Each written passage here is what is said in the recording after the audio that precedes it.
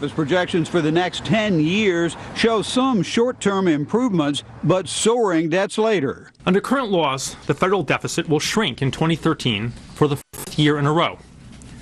At an estimated $845 billion, the deficit would be the first in 5 years below $1 trillion. The CBO projects annual deficits to briefly decline from $845 billion this year to as low as $430 billion in 2015.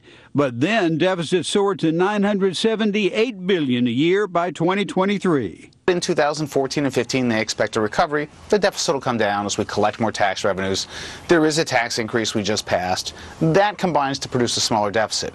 Though the president has not submitted his own budget, the CBO projects that over the next 10 years, U.S. debt will increase by some $10 trillion, from a little more than $16 trillion now to more than $26 trillion in 2023.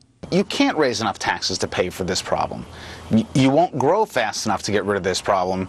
You ultimately have to deal with the spending. And after 2023, the debt really begins to soar.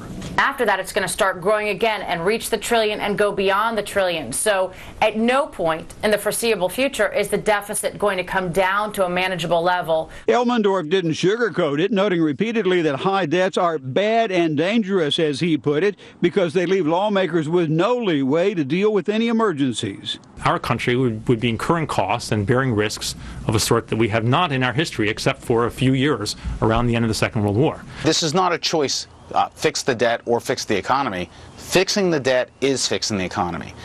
Tax increases and assumed economic growth leave deficits high but manageable through Mr. Obama's term, but his successor inherits a disaster. Entitlements growing exponentially and deficits climbing to more than $1 trillion a year.